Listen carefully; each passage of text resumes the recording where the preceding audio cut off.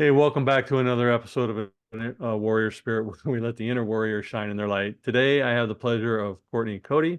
She is certified conscious parenting coach. She's the founder of the Mom Circle. And thank you for Part 2 joining us again. We had you on several months ago, and I appreciate you joining us again. Thank you.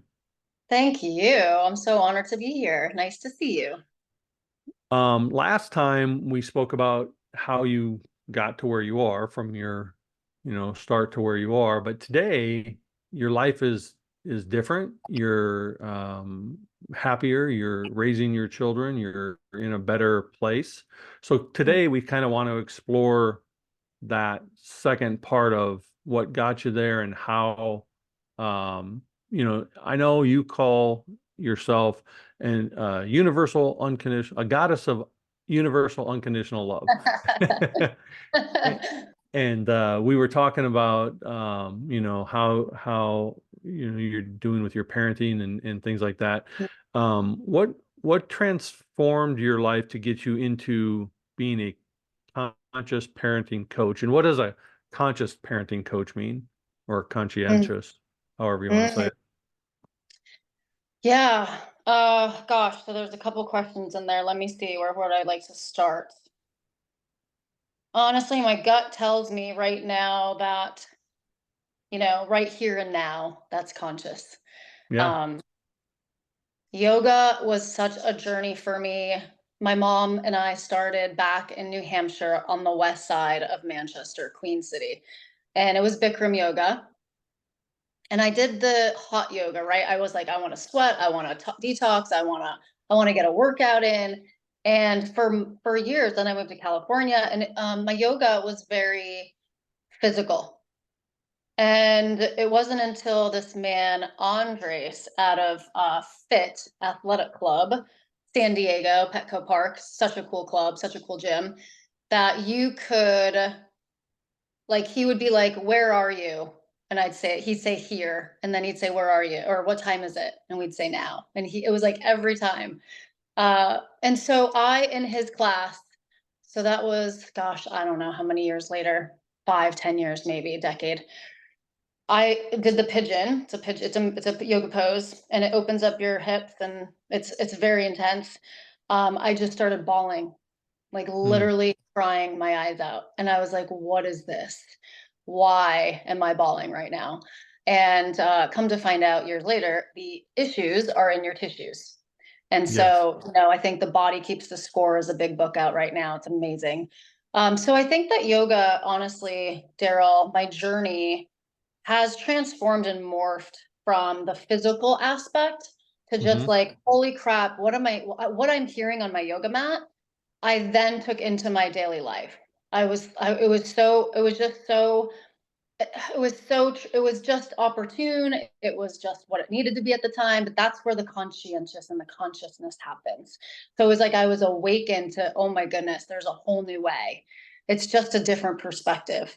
And as I parented and my journey through, you know, marriage and, I think when we become a parent, the triggers, like it's like this, I am reliving me as a child. And it's Hmm. like, holy crap, if someone could have told me, oh yeah, when you have kids, it's gonna literally just like throw gasoline on the fire of any childhood trauma you ever had.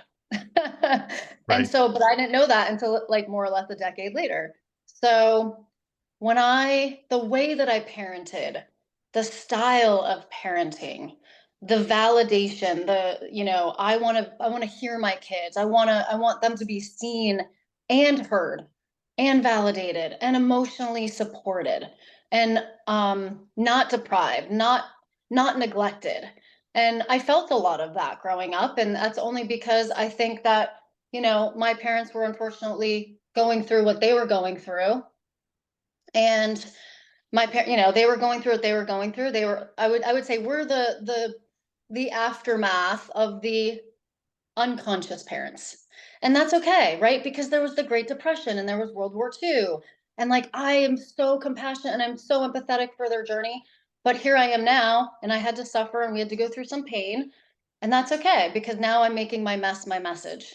And I'm Right. serving my girls the way maybe wasn't served the way that I knew that I should have been served. So the awakened conscious parenting style is very non-traditional. I think it's like this new, I have a beautiful spirit and my girls have a spirit, and it's a parallel spirit to spirit connection, and it's their journey.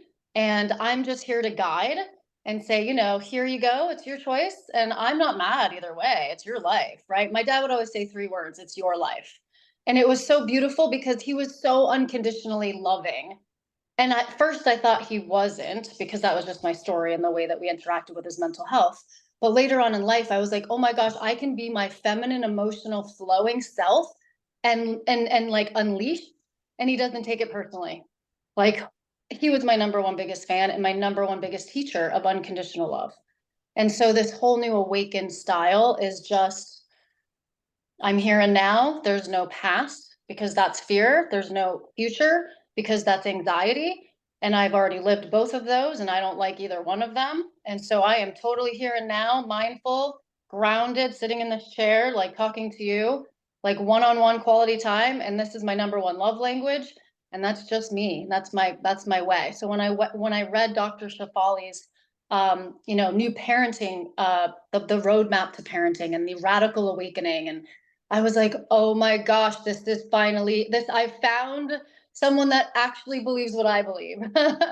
So I was just like, holy crap, I'm validated in this book. Like, I'm not crazy. This is amazing. Like, Yeah. I actually, my thinking isn't, I'm not crazy. That's literally what I said. And I'm like, this is freaking amazing. So I was Well, like, how do I go do more? I went to one of her seminars and then I realized she had an entire coaching program, and I just dove in head first. I think it's unique, and it shouldn't be unique. It should be the norm. But I have another friend of mine who is she's a trauma coach as well. But she says that all the time: issues in your tissues, because it Mhm. embeds in our DNA. So the things that Yeah. happen to us as little kids get embedded in our life, and we carry them unknowingly into our adulthood, and then we spend our adulthood trying to release those. And so when you were able to experience that on the yoga mat, that was an expelling of your former DNA. And what's even more unique is many parents try to have such control over their children Yeah. that they want to make them mini versions of themselves. What their goal is to control the child into conformity to what they believe it should be. So to actually allow children to be who they came here to be and Yes. guide them through that as their brain is developing to be able to handle that, uh, takes that issues out of their tissues, gives them a better life as teenagers and adults, Hmm. but their creativity is not stifled, their uniqueness is not stifled. They're being validated every day for what they believe in, which gives them more confidence, which then is going to Correct. make them better adults and better parents. Yep. And it's going to arc and transform our planet the more people get on board with that way of thinking. So kudos to A you for Amen. A woman. Absolutely. yeah. Yeah, I Yeah, think no, that's absolutely. and you've only recently, and I say recently within several years, became this enlightened Courtney. Uh but you started the mom circle Mm. prior to some of this enlightenment. How has it changed that organization for you? How has it changed the mom circle? So from like beginning to now? Yeah. Hmm. Yeah, it's night and day. I mean, I feel like, Dr. Shafali talks a lot about our ego. And at first I was like, oh gosh, I got to come into the mom circle with all the answers, right? Like there was still that default part of me, my chronic self of like perfectionism.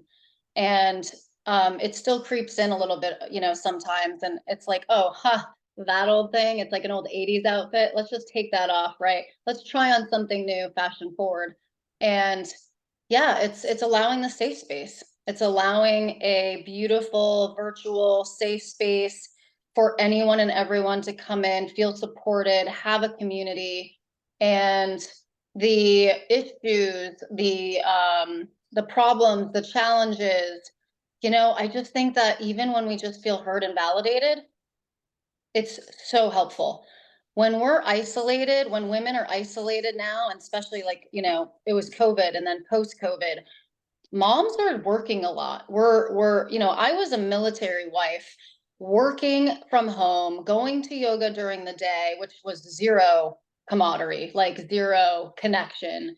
Everyone goes in for their own like kind of personal journey. So there's not a lot of I'd say, connection and chatting and conversing. And it's not coffee talk.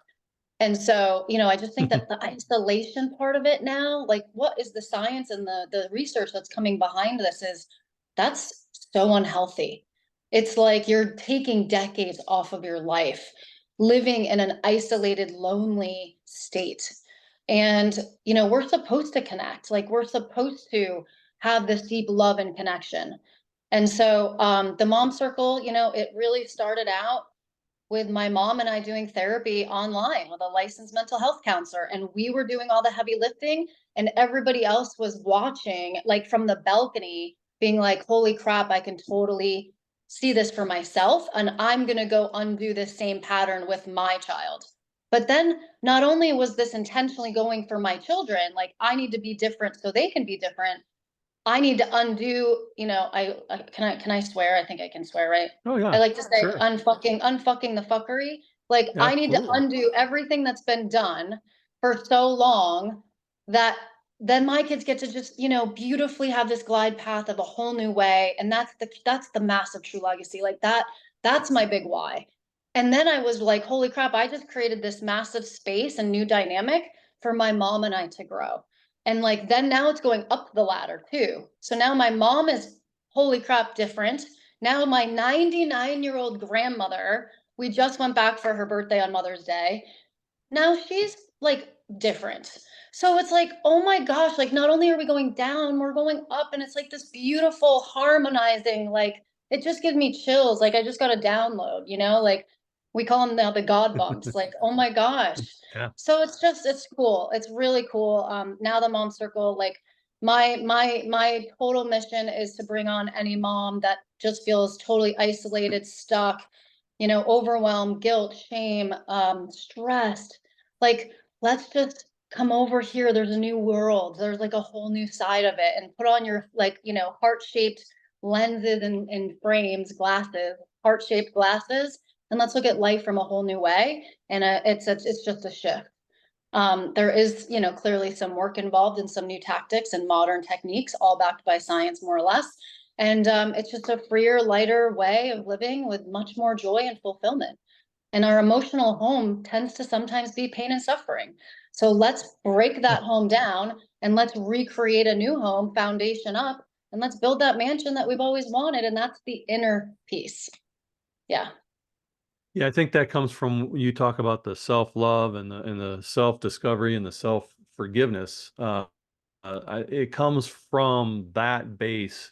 Many people try to start from exterior, that it's almost destination happiness syndrome. Like if I get here or do Oh, this or be totally. there, Mm, I'll be happier.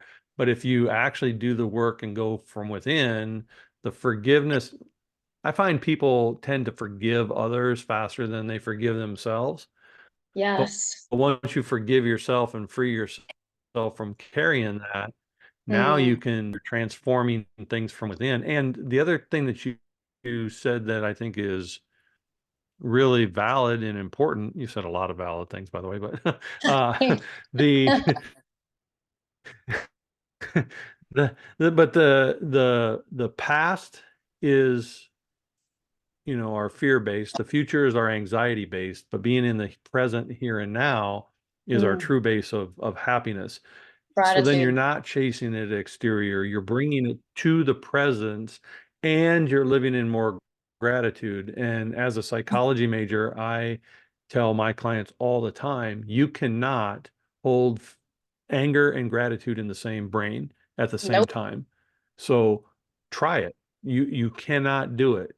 Hmm. So if you fill that space with the love and gratitude, and especially for yourself, now Yes. you're able to exude that to others. So I would be the That's your anomaly of like, principle, right? oh my gosh. Oh my gosh. I mean, I was born and raised with gratitude, but I was so rebellious and cynical about it because I had to write essays on gratitude. So I rebelled against it, right? Like I was grounded so much growing up that I called it groundation. Mm. I mean, I was like 500 words on gratitude. Okay, dictionaries, encyclopedias. I was like copying word for word. I'm like counting. Okay, dad, here you go. 500 words on gratitude. But I was just like, sure, I'm grateful for this and I'm grateful for that, right? But like it wasn't until Tony Robbins priming exercise where we had to get super quiet, get in our hearts, like proud to be, all the proudest moments, right here and right now, like go back in time and what am I most grateful for? And I actually felt that. That's where the emotion came from. And you're correct. Before I was chasing that next best thing to bring me that joy and like, oh my God, the next best thing. But then if you accomplish, you know, salesperson of the year, you get a beautiful trophy. And what does that last? Like a week? And then I'm Right. chasing the next thing. So the inner, like when I was like, oh my gosh, I can go back in time and pull out these beautiful golden nuggets, like my kids being born, my dad walking me down the aisle, like those, I can feel that right now. Like that's the gratitude. That trumps fear all day. So you're absolutely correct. Like that's the $1 million ticket to like happiness in life. That's the yeast to the bread of life. And my father did teach me that, like unconditionally, I was going to say, or indirectly. You said everyone forgives before they forgive themselves. I think you said typically. And I actually had none. I forgave nobody. I forgave no, not myself. I was anger. I was resentful. I mean, can you imagine me? Like I'm like unconditional. I'm like Mother Teresa, I feel like sometimes at this point. And I forgive everyone and anyone. But like before, I was like, holy crap, my dad's suicidal because he's never forgiven himself. He's never found the love within. And I felt the empathy and the compassion, and I felt so sad for him that he had to live like with um that shame and that guilt and how heavy that was. And for some beautiful soul that he was to take care of so many other people, but not himself because he wasn't taught that or he never figured that out, he never embodied that because he was so disconnected from probably his body. Um, yeah, I mean, that's really what hit home for me. And I was like, holy crap, like epiphany during COVID, mind blown. This man has literally just taught me unconditional love. And that was the day, Daryl, that we like uncovered this massive, like we pulled back the layers. We had a beautiful just conversation, silver lining of him living with us during COVID. And he went into the hospital the next day and was diagnosed. But right before that, he goes, I have a dream, like Martin Luther King. He's like, I want to live 19 more years. He was 71 and he wanted to live to be 90. And he has never had a dream in his life. And it's like literally I had freed his soul before he left us from a physical standpoint. But energetically, he is so still here. I feel him. Yeah. That's the amazing part is goes back to what I said. It has to be internal. You were writing gratitude externally to satisfy Yeah. an assignment, basically. You weren't internalizing it to make your own. And I just had this discussion with a friend of mine the other day because she faced someone who committed suicide. Her friend's husband, they had gone out for their anniversary dinner. They had a couple kids at home, Mm, and the wife went off to work. Son was at school, and he killed himself. mm, And I I was talking about how your why has to be internal yeah. because, as a father and a loving husband who just celebrated your anniversary, seemed all happy, all of Yeah. those should have been big enough whys to keep you here. but it wasn't internal. And you have to Mhm. internalize it. And what I also said to her is he didn't have hope, because when we lose our hope, we lose our way. And hope comes from within. Like, you have to have something bigger than yourself to, believe in, that's going to get you there, but it cannot be external. It has to be internal. And you're talking about the same thing when you're expressing all your anger in, oh, I was assigned gratitude. Well, that's all external stuff. And Mhm. then somewhere on that yoga mat, you had an internal epiphany to release the internal floodgates and Yeah. release all that from your body. Now you could fill it with the internal gratitude that has now transformed your entire life. That's absolutely right. I had to move. I had to literally create space. I mean, literally and figuratively to create space, and energetically there were things that were stuck.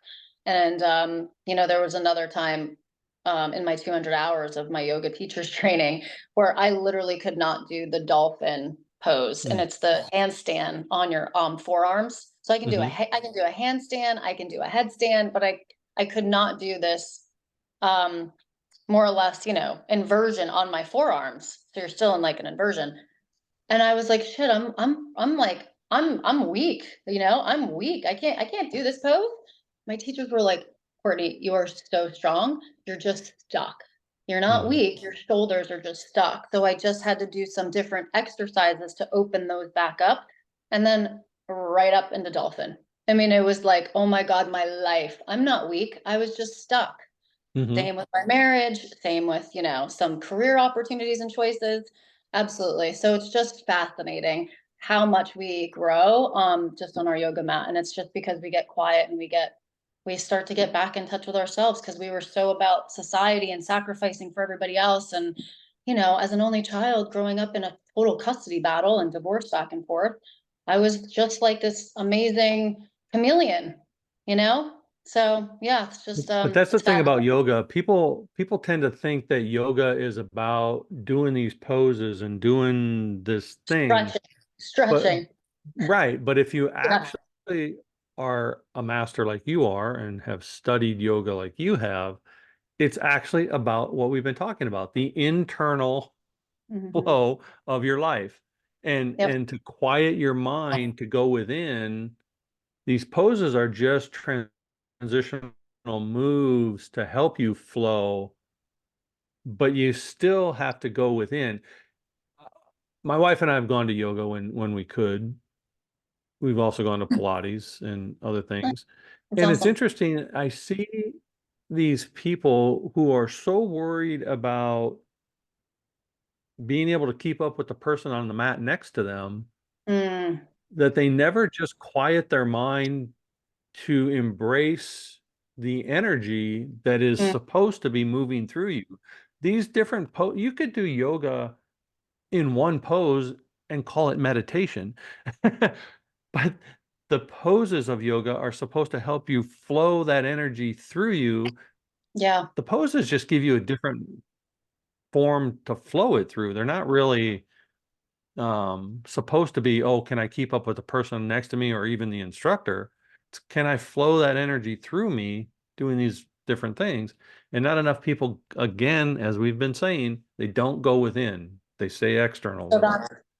that's also, we could say, one could be unconscious and the other one could be conscious, right? Hmm. So there's like why when someone just, chooses mindfulness and here and now and being conscious, I definitely didn't come out of the womb this way. I came out of the womb, I think, already traumatized, to be honest. I mean, my mom, she went through a lot while I was in the womb, and um it's fascinating to, think back, like, oh, well, how far back can you go and what was your first memory? And I'm like, well, shit, yeah, I could go back to like maybe 4, but now that I know her story and now that I know everything she went through, there's a disconnect there. There was already an emotional disconnect between my mother and I. So I had to, this is crazy, but maybe not for some people, but for other people potentially.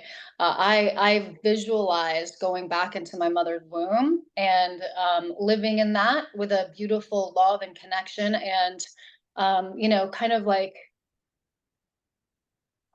at the cellular level, recreating that experience so I could push that out and push that light out to her so she could also start to heal. And together, I think, you know, when I shared that experience with her, she was so blown away that she never, one, made the affiliation, but two, just like, holy crap, how much work I've done to get here to be able to share that with her. So now we can set this new beautiful foundation and space and get rid of that energy, that negative energy. And then again, like, yes, like now pour in the good, juicy stuff.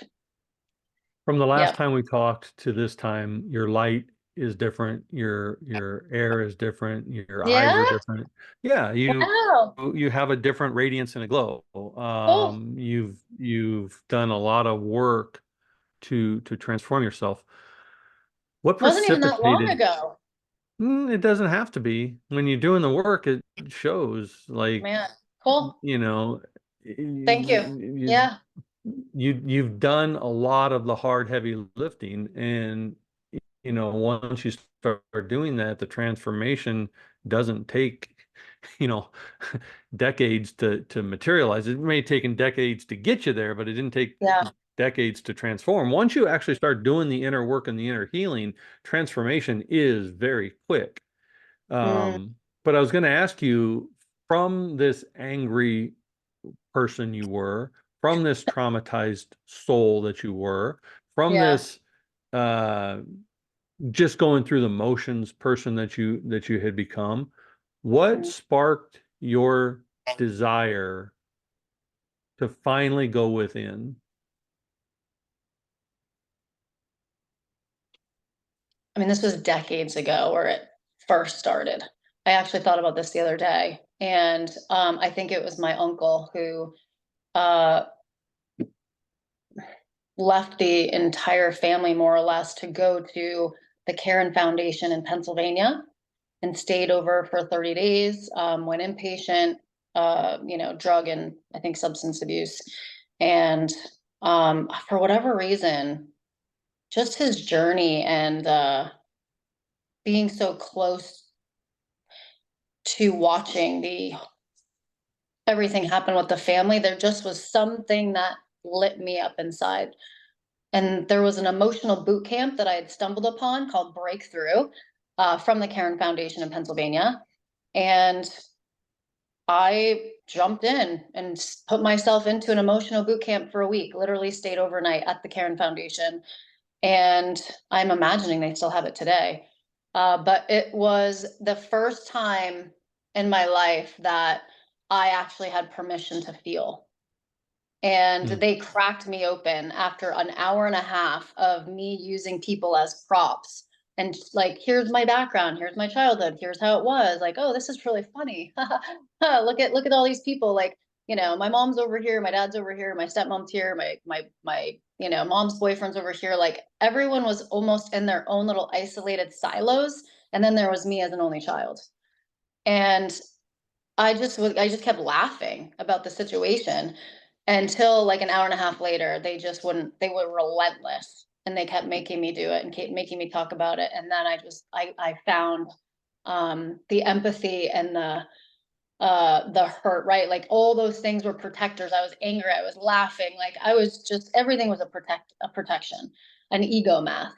And then I finally cracked and bawled my eyes out and was oozing from that point on until now. And it's just been a ongoing floodgate of suppressed emotion. So from there, I went off to California. I moved to San Diego. I did Landmark Forum. And then, yeah, I just, every time there was something new, I'm like, ooh, that sounds cool. Let me seek, let me go find, let me go journey. Let me, you know, what else can I learn?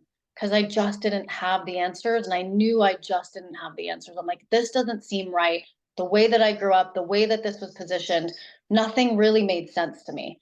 So yeah, I just continued to journey. But that was, I feel like it was the impact and the trauma of what I witnessed and what I went through uh, with my uncle. It just, where he went, I was like, let me check out the bricks and mortars of that. And then I was like, oh, interesting. Like emotional boot camp, breakthrough, the Karen Foundation.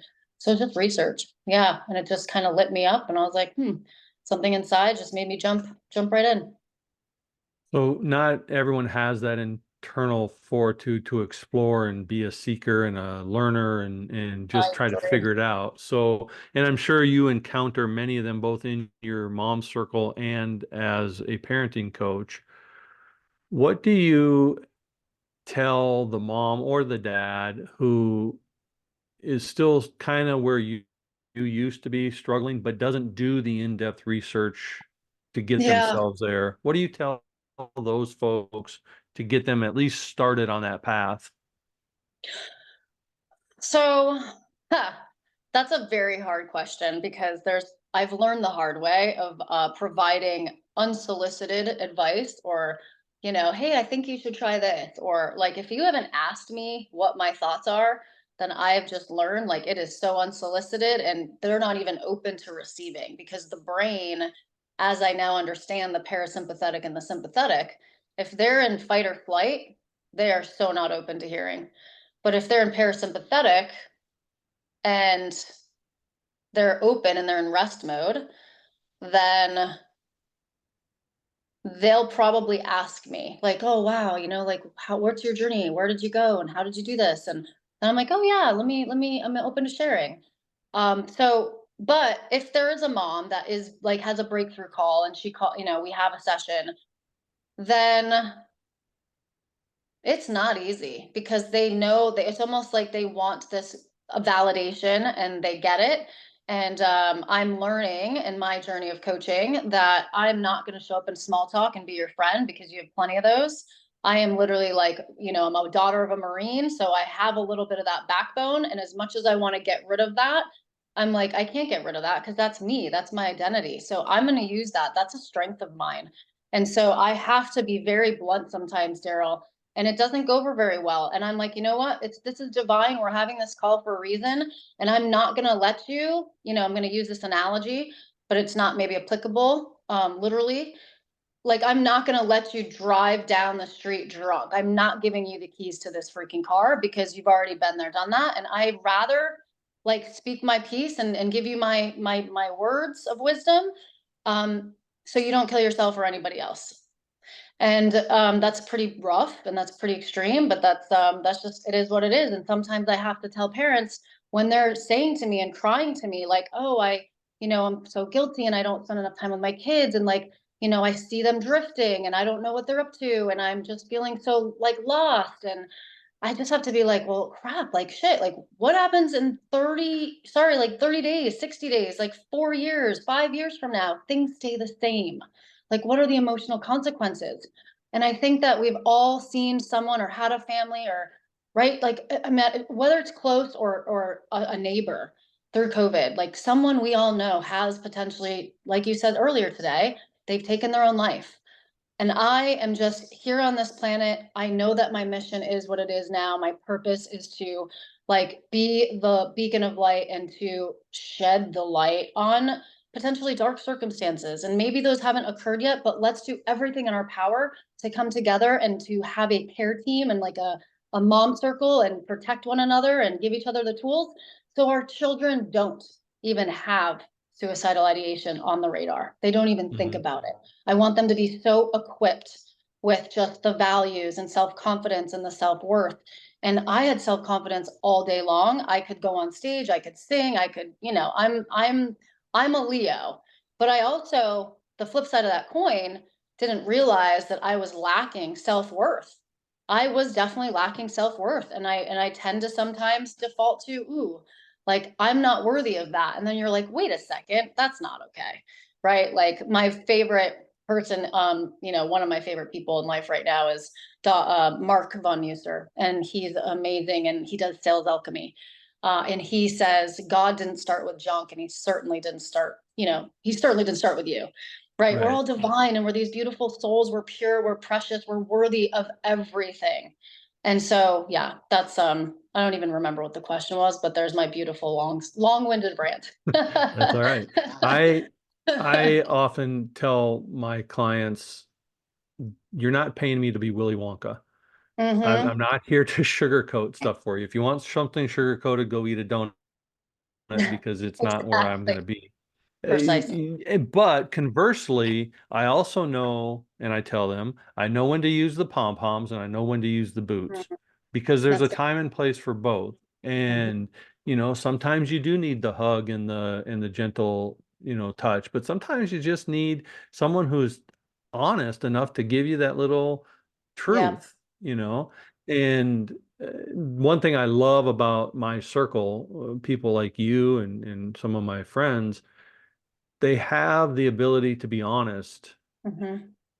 and call me out on my own bullshit. And, it keeps me grounded and centered because I'm not just surrounded by yes people, and we need that when, especially when we're trying to heal and we're trying to, get past whatever we're trying to get past. If we're not honest, then we're just going through the motions. If you truly want to get Yeah. there, you have to truly do the work. And that takes an honest assessment of who you are, of where you did, and your part in your own journey. Your goal is supposed to become the victor of your story, not the victim of your story. And as Yeah. long as you continue to be the victim of your story, you'll never Yep. get past your story. Yep. So We call it the I think superhero our or philosophies are supervillain. aligned. Very much so. Yeah. Yeah, it's the superhero, the supervillain. Um, absolutely. I'm so like struck by this conversation right now just because there's emotional consequences with even the work that we do, right? Because I feel like I have, excuse me, lost some people along the way because of now who I am. And I've spoken my truth. And it was for their own good. And I just couldn't sugarcoat it. And I'm like, I love you unconditionally, but this doesn't work for me.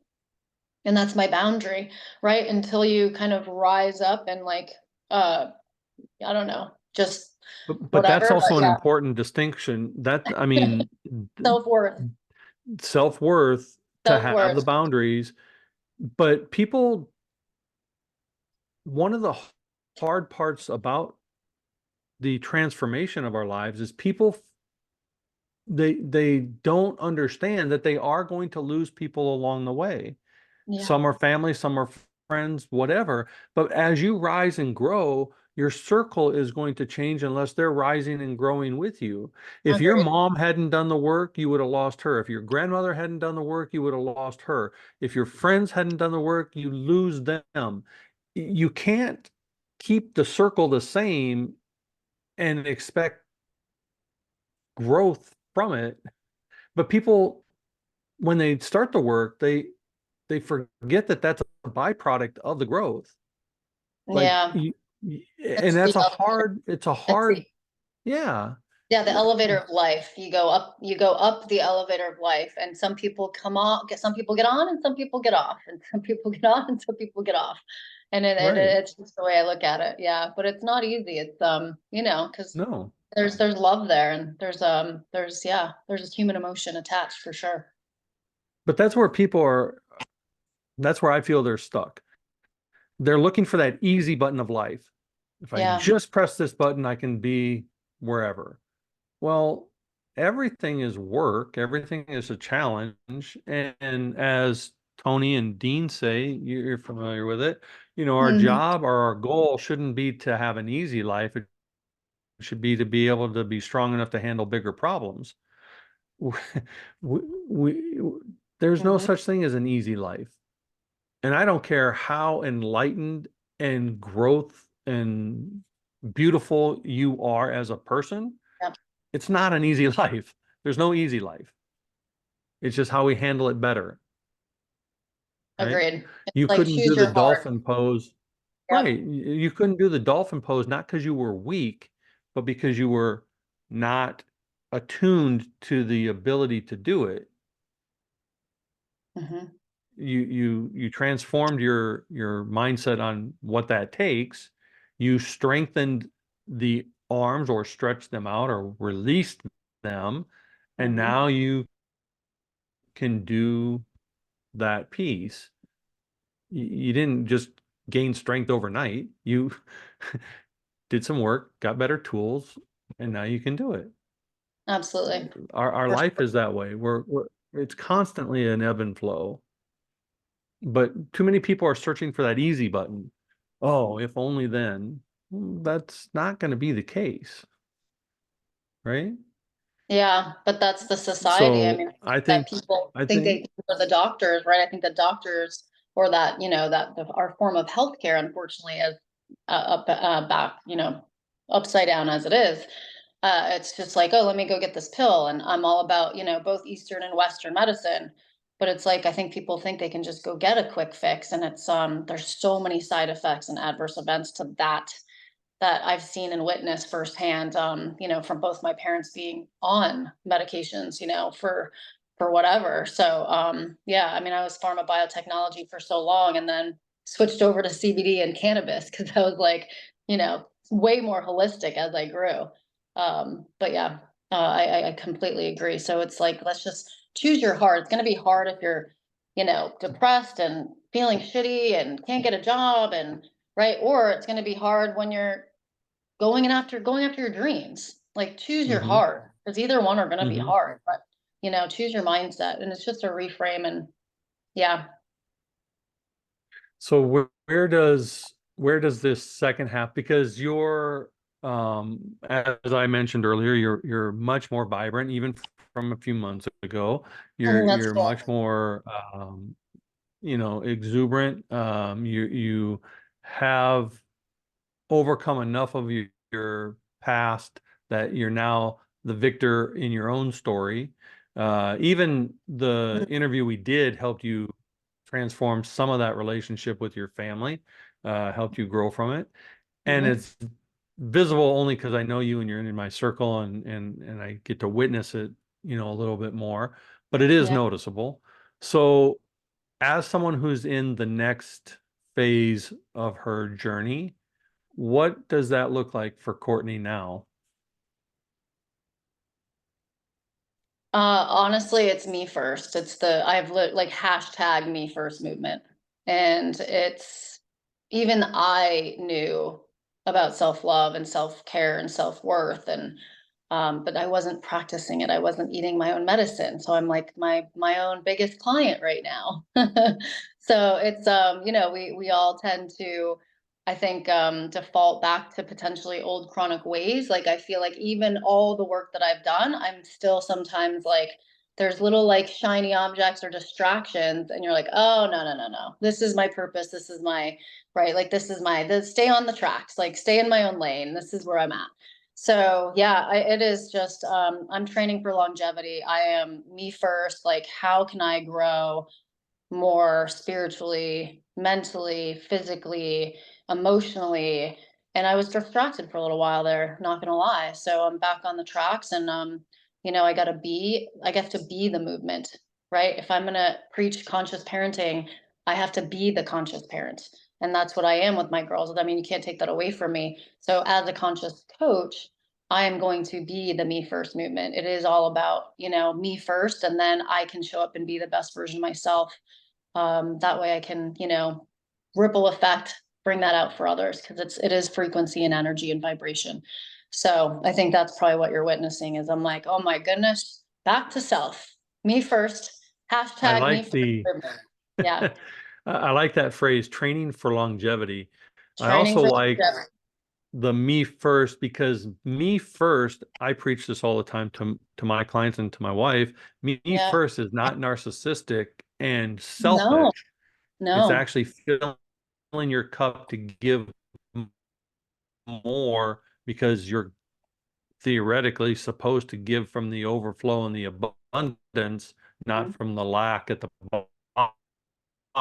bottom. You're supposed to, but the me first, you even can say it, is amazing. And I Yeah. think, well worth um, noting, because me first does not mean narcissistic. Me first means filling my cup so I have more to give. Yeah, and I think a perfect example of that, Daryl, is honestly just boundaries too, right? I didn't grow up with boundaries. I didn't know what boundaries were. And self-worth is boundaries, and self-worth is me first. And um, an example that I finally was able to like shift was I'm a bath girl, and I would come back home after work, like I just want to just chill in a nice warm bath, especially in the winter. And the girls, they'd see me in the bath and jump right in. I'd be like, all right, come on in, and I'd be like, there goes my me time. Now it would be like, oh no, girls, like I'm not saying no, just give me 10 minutes and then you can come in. So it's not a no, it's just not right now. Let mama have Right. 20 minutes and then you can come in. And so that's like a beautiful win-win. Like that's the shift. It's like, no, I didn't say no. I just didn't say no, not right now. So my Right. boundary is let mama have my time just for 10, 20 minutes and then you can come in. And so then I'm teaching them boundaries and teaching them self-care.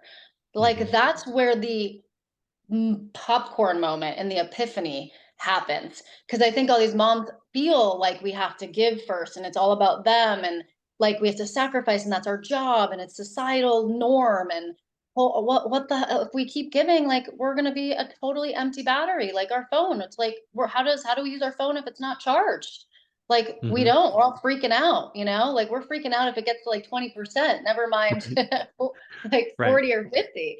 So, I mean, Yeah. why aren't we freaking out like when we know that our cup is getting low? So you're right, you got to fill it up. And I think that that's just a really good example that I can recall where I was like, oh my gosh, this is the boundary. This is what they talk about. This is the definition of a boundary. But I didn't know that. Like I had to learn that for myself. Well, it does teach your children that no is okay. Mm-hmm. It doesn't invalidate their desire. It also teaches them patience because everything doesn't have to be an immediate yes. You can still get Agree. what you want by waiting. Yes. What a concept. Yeah. Like those are all such valuable lessons and gifts. With your practice and with what you're trying to accomplish, I know that you are fundraising as well. Uh, tell talk a little bit about that journey because I've seen you online, requesting investors or people who want to help. Can you touch a little bit on that to give us an idea of how those who Mhm. want to can help you on your mission? Yeah, I mean, at this point in time, I'm going to come back to hashtag me first and, showcase. I mean, you can go to my website, www.ilovemeunconditionnally.com, and there are placemats on there, right? So these have been printed locally. I launched them like family, friends, like prior, like right after my dad passed. I promised him in the hospital I would launch them because it's his legacy. I mean, he was all about values. And because I was in commercial real estate at the time, I was like thinking, oh my gosh, like look at this placemat. There's all this real estate around the perimeter that isn't being used. You have a plate, you have, your silverware, your cup, but then all around the perimeter is just all this amazing real estate. So that's where I put the values around the perimeter of the placemat. So honestly, Daryl, my dream, like throwing it out there, universe, to get these placemats on Oprah's, favorite things, and they're in every household. But it doesn't make any economic sense to print them locally. So I truly do need somewhere a federal grant, I'm sure, for women entrepreneurs and mental health, business grants, school grants. I mean, these placemats could be in, schools and camps and households and restaurants. So honestly, anybody that loves my placemats, like I'm open to a conversation. Let's take the production overseas and definitely produce them at a more economic price. And that way we can at least distribute them to everyone and anyone. But currently it just doesn't make sense economically to do them locally. So, but that would be my dream and goal is to get these placemats. Because when we were little, like don't you remember like your I don't know, like just little things. Like I remember my Snoopy ice cream maker, right? Like we Mhm. just have these every time, like once a week we would make homemade ice cream.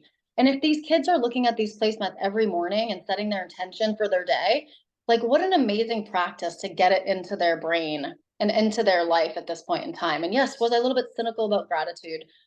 Yeah, but then look at what had happened. Like it was already in my DNA. I finally embodied it. I finally surrendered and I accepted and I, truly now finally feel gratitude. But I had to have at least the word gratitude in my, brain and DNA to begin with. So I would that's what I would say is my placemats are that's my goal. That was my first kind of catapulting into my dad's legacy. And then the mom circle morphed from that. After I started chatting with all the moms about the placemats, I realized there was two of my best friends that had 16-year-old girls that were impatient and suicidal. And that's why I formed the mom circle and thought that that was much more important than the placemats right now. So the placemats went on the back burner and the mom circle's on the front burner at this point in time. But it would be amazing to, in like synchronicity and parallel, take them both forward. Yeah, and I think the concept of your placemats, even if we're not reading those words daily, they're in our subconscious and they're penetrating our DNA and they're making an impact. Because if you're surrounded by the love and light, eventually you're going to grow in the love and light. Absolutely. And Absolutely. um, I think there's a place for your No pun, placemats no to, pun intended. no pun intended. There's a place for your placemats to grow in that synchronicity through your coaching and through your mom's circle. And there's a Yeah, way to mesh the two because there's a need for the inner beautification of our children. And that's just one way of doing it. So mhm. I love what you're about. I love what you have become as a person. Thank And you. I think you're becoming, as you say, that universal unconditional love, that goddess to be the beacon in a darkened world. And it's beautiful to watch. So I appreciate that. Thank you. I appreciate you. Thank you, Daryl. Um, as we kind of wrap this up for you, I asked you last time, maybe it has changed, maybe it's the same, but for Courtney, what is a warrior spirit or having a warrior spirit mean to Courtney today? Yeah, right now it's shedding the light for people that maybe haven't found their self-worth yet, right? It's shedding the light on who they truly are. If they don't believe in themselves, it's, me believing in them and loving them until they can do it for themselves. So that's what I'm all about right now is being their light when they're maybe in their, dark place and bringing them out. It's just welcome home. It's not, you're not changing in any way, right? It's literally just shining light on who you truly are and almost shedding the dark armor so your light can shine through. I like that. I like Thank you. you're welcoming them home to who they are meant to be. Correct. I like that a lot. Well, I appreciate you joining me for this next phase of your journey. And as Thank you you. continue to grow, you have an open door to come back and to share the arc of your pathway. And I Mhm. just love watching, the mother you are to your children and the light you are in this darkened world. So thank you. Mhm. Thank you. I appreciate you. And a warrior spirit is, I mean, just thanks for having this amazing podcast and giving us this, the space to in this container to chat. So I love what you're doing too. So yeah. Well, Onwards and upwards. thank you. Well, you have a blessed rest of your day and, open door anytime. Thank you, Daryl. Thank you. Nice to see Bye. you. Bye.